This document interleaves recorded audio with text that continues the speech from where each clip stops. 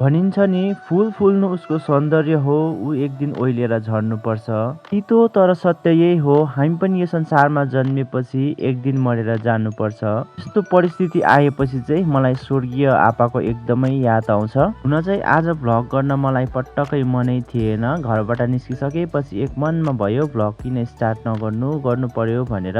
आज चाहिँ बाजेलाई लगेर कालिम्पोङ हस्पिटल जाँदैछौँ। यो टर्निङबाट चाहिँ हाम्रो घरको लास्ट नजारा देख्छ नि त। बाजे चाहिँ बसेर तल घरपट्टि बसेर हेरिरहनु भएको थियो, बिसाइरहनु भएको थियो। ती सालै इलेक्सन आए पनि नेताहरू आए पनि हेर्नुहोस् है, नबनिने बाटो चाहिँ यस्तै हुन्छ। हेर्नुहोस् हाम्रो गाउँको दुःख चाहिँ यस्तो छ, हिँडेर माथिसम्म जानुपर्छ जति नै बिमार भए पनि। अब यो नेताको गल्ती भनौँ या झोलेहरूको गल्ती भनौँ है। गाडीबाट चाहिँ सामान झरेछ भनेर हामी एकछिन बसिरहेको थियौँ नि त। छतको सामान झरेछ अरे, प्यासेन्जर पनि छैन रहेछ। अर्को गाडीबाट चाहिँ हाम्रो गाडीमा हाल्दै थियो।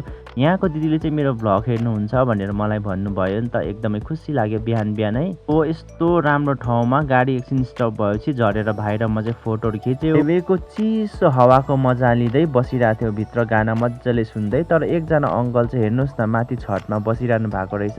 म त छक्क परेँ क्या, हामीलाई भित्र कस्तो चिसो भइरहेको थियो। म चाहिँ बिमार होला जस्तो भएर सिसा खुल्लै राखेको थिएँ नि त। तर उहाँ अङ्कल चाहिँ आधी बाटोसम्म मात्र रहेछ र झरिसक्नु भएछ यस्तो चिसोमा। छुट्टीमा आएको पर्यटन भाइसँग कुरा गर्दै गएको, आर्मी लाइफ कस्तो हुन्छ, पर्यटन लाइफ कस्तो हुन्छ भन्ने कुरा एक्सपिरियन्स सेयर गर्दै थियो एकअर्कालाई। अब चाहिँ हामी हस्पिटल पुगेर बाजेको ट्रिटमेन्ट स्टार्ट भइसकेको थियो। दिदी आउनु भएको रहेछ साथी। बाटोमा एकदमै जाम भएको कारणले गर्दाखेरि चाहिँ हामीलाई पुग्न पुरा समय लाग्यो नि त। मलाई चाहिँ पुरा भोक लागिरहेको थियो, खाना खाइलौँ भनेर खाना खान थाल्यौँ हामी। अनुहार हेर्नुहोस् न आज कति सिरियस छ है, किनकि यस्तो बिमारहरू हुँदाखेरि मलाई पहिला आपाकै याद आउँछ क्या। यसरी हस्पिटल कुदाकुद गर्दाखेरि म यति साह्रो बिजी भएछु कि बाजेको केस काट्न पनि भ्याइन। योपालि चाहिँ कालिम्पोङमा गएर केसहरू काट्यो। बाजेलाई गाडीमा बस्दै गर्नु, हामी बजार घुम्छु भनेको, बाजे पनि घुम्नु हुने अरे। गाडी फर्कनका लागि पेसेन्जरहरू पर्खिरहेको थियो। माइदीसँग छुट्टिसकेको थियो। एकजना दादाले चाहिँ बोलाउनु भयो नि त मलाई। यसो हेरेको, उहाँले चाहिँ मेरो भ्लगहरू हेर्नुहुँदो रहेछ। त्यसपछि मलाई बोलाउनु भयो, दुःख सुख गफ गऱ्यौँ। यता गफको धुनमा झन्डै गाडीले छोडेछ। त्यसपछि हतार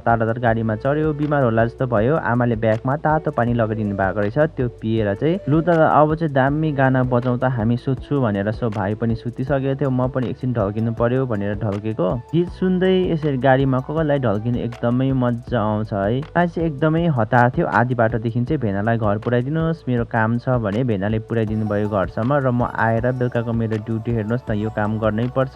मेरो ड्युटी सकिसकेपछि गाडीको हर्न बजेर बाजे ल्याउन गए। बाजे पनि आउनु हुँदो रहेछ ओह्रालोमा एक्लै। आजको लागि चाहिँ डाक्टर पनि देखाउन पाएँ भनेर एकदमै ढुक्क पनि भइरहेको थियो। अब नेक्स्ट टाइम रिपोर्ट कस्तो निस्किन्छ सो हेर्दै जाउँ। आमाको लागि चाहिँ मैले नाइटी हेर्नुहोस् न यस्तो ल्याइदिएको थिएँ। आमाले चाहिँ कति चाहिँ मन पराउनु भएन। दुईवटा ल्याइदिएको थिएँ, एउटा चाहिँ दामी रहेछ, एउटा चाहिँ कस्तो रहेछ, सेम ल्याइदिएको भए हुन्थ्यो नि भने मैले चाहिँ एक्स्ट्रा हुन्छ भने चाहिँ दुईवटा ल्याइदिएको थिएँ नि त। अरूको लुगाहरू किन्दाखेरि यस्तै हुन्छ है, कसलाई कस्तो मनपर्छ पत्तै हुँदैन। सो किन्नु चाहिँ किने। सो आजको भ्लग चाहिँ यति राख्दै सम्झनालाई bye bye, see in the next vlog. तपाईँको माया साथ दिइरहनु होला र मिठो कमेन्ट छोडेर जानुहोस्। फेरि पनि अर्को भ्लग लिएर आउने छु है त।